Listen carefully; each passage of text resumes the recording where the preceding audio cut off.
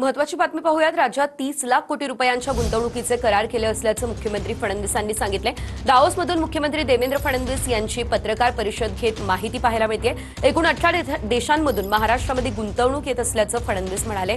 तर 2021ला विरोधकांनी इथे येऊन 70,000 कोटींचे एमओयू केले आणि आपण 30 लाख कोटींचे एमओयू केले, त्यामुळे त्यांची जळवणूक होतीये अशी टीका मुख्यमंत्री देवेंद्र फडणवीस यांनी विरोधकांवर केली आहे। 83% गुंतवणूक ही एफडीआय कंपोनेंटची गुंतवणूक आहे। ही अतिशय आनंदाची गोष्ट आहे। 18 देशातून ही गुंतवणूक येते आहे, ज्याच्यामध्ये विशेषतः आपण जर विचार केला तर US, UK, Switzerland, Sweden, Singapore, Netherland, Japan, Italy, Denmark, Norway, Finland, Spain, Canada, Belgium, Austria अशा अनेक देशांपासून ही येते। सिंगापूर अशा अनेक देशातनं यूएई देखील आहे।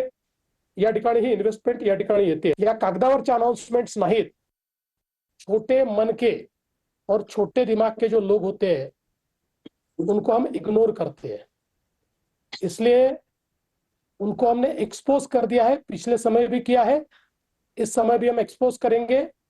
और विशेष रूप से 2020 में 21 में यहाँ आकर या उनके भी जब लोग बोलते हैं तो मुझे बड़ी हंसी आती है।